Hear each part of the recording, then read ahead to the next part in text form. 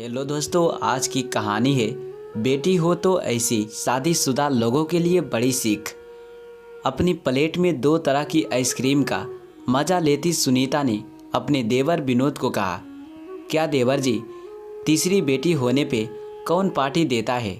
अब तो दहेज के पैसे जुटाना शुरू कर दो। अपनी भाभी के प्लेट को देख हंसते हुए विनोद ने कहा, अरे भाभी, आप क्यों चिंता करती है? घर में खुशी आई थी तो सबके साथ बांट लिया, और फिर बेटियां तो अपना भाग लेकर आती है। अपने देवर की बात सुन सुनीता मुस्कुरा के रह गई, जबकि असल में दिल खुशी से झूम रहा था। देवर के घर तीसरी बेटी का जन्म जो हुआ था, खुद सुनीता के 2 बेटे थे और इस बात का खूब घमंड रखती। 2-3 दिन में सारे मेहमान चले गए।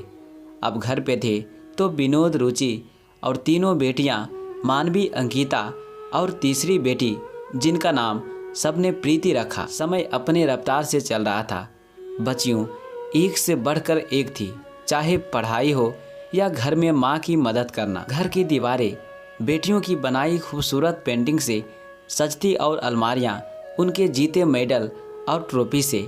तीनों बेटियों की किलकारी और हंसी से विनोद और रुचि का घर गुलजार रहता।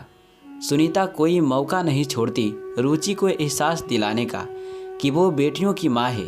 देख रुचि, चाहे जितने इनाम जीत ले ये लड़कियाँ, पर दहेज तो फिर भी लगेगा। जोड़ना शुरू किया कि नहीं? रुचि अपनी जेठानी की बातों से जब घबरा जाती तब विनोद समझाता, बेटियाँ अपना भाग लेकर आई है रुचि, हमें तो बस उन्हें सही राह दिखानी है।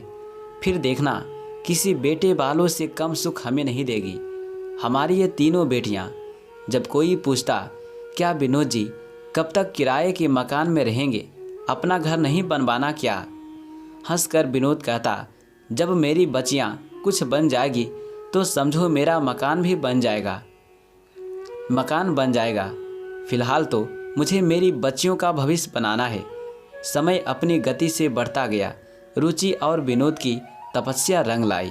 मानवी की बैंक में नौकरी लग गई, अंकिता सीए कर जॉब में आ गई और प्रीति इंजीनियरिंग कर दिल्ली में जॉब करने लगी।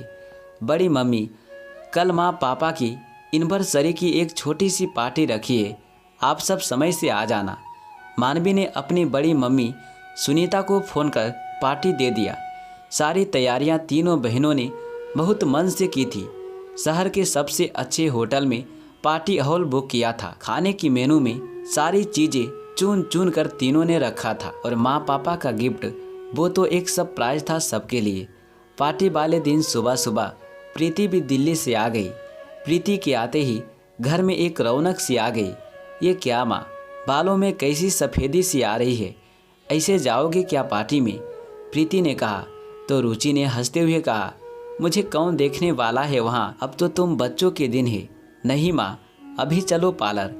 और प्रीति अपनी माँ को लेकर पार्लर गई। हल्के मेकअप और सुंदर सी साड़ी में अपनी माँ को सजा सवार दिया। प्रीति ने विनोद के लिए एक शानदार सा सूट तैयार था। सूट को देख आंखें झलक उठी विनोद की। शाम होते सब तैयार हो हॉल की ओर निकल पड़े। मेहमानों से हॉल भर गया।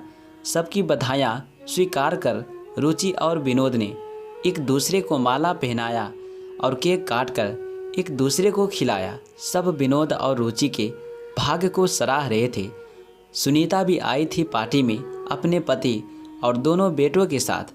पार्टी की वह तैयारी देख सुनीता जलन से भर उठी। आज एहसास हो रहा था कि देवर की बेटियां होकर भी जो सुख ये लड़कियां अपने माता पिता को दे रही थी, वो उसके लाडलों ने ना कभी दी थी और ना ही कभी देते। तभी प्रीति ने माइक ले अनाउंस किया, नमस्कार सभी को, आप सब हमारे बुलाने पर आए हैं, आप सभी का बहुत बहुत शुक्रिया। अब समय है मेरे पापा माँ के गिफ्ट का, जो हम तीनों बहनों ने अपने माँ पापा को दिया है। लेकिन इसके लिए बाहर लॉन में चले सब। ये क्या है प्रीति? जब विनोद ने धीरे से प्रीति से पूछा तो हंसते हुए मानवी ने कहा, आप बस चले पापा और खुद देख ले। तीनों बहनें आंखों ही आंखों में इशारे कर हंस रही थी। सारे मेहमान कौतूहल से बाहर आए। लॉन में एक चमचमाती नई कार खड़ी थी। सारे मेहमान तालियां बजाने लगे। वाह भाई वाह, बेटियां हो तो ऐसी। पापा अब आपके स्कूटर का मज़ा तो ये नहीं दे सकती, पर अब हम सब एक साथ स्कूटर पे बैठ भी तो नहीं सकते, इसलिए आज से इसकी सवारी होगी। सारे मेहमान अंकिता की बात सुन हंस पड़े। रुचि और विनोद की आंखों में खुशी के आंसू थे और सिर गर्व से ऊंचा। सबने खूब बधाई दी और पार्टी का लुत्फ उठाया। सुनीता भी गई बधाई देने। बधाई हो देवर जी, बेटियों ने नई गाड़ी दी। और क्या चाहिए, सच कहा भाभी, और क्या चाहिए मुझे। जब ऐसे बच्चे हो तो मैंने कहा था ना, बेटियां खुद अपना भाग बनाती है। यहाँ तो इन तीनों ने मेरा भाग भी बदल दिया। देखिए तो कैसे मुझे स्कूटर से उठाकर कार में बिठा दिया। अपने देवर की बात सुन सुनीता ने अपने नालायक जवान बेटों को देखा जो आइसक्रीम के मज़े लेने में व्यस्त थे। आज बेटों की माँ होने का दम टूट गया था सुनीता का।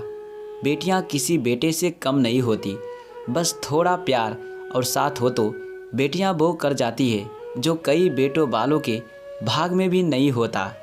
दोस्तों, अगर कहानी आपको थोड़ा भी अच्छा लगा हो तो प्लीज़ वीडियो को लाइक कमेंट शेयर ज़रूर करें और इसी प्रकार की और कहानी सुनने के लिए चैनल को सब्सक्राइब करें। धन्यवाद।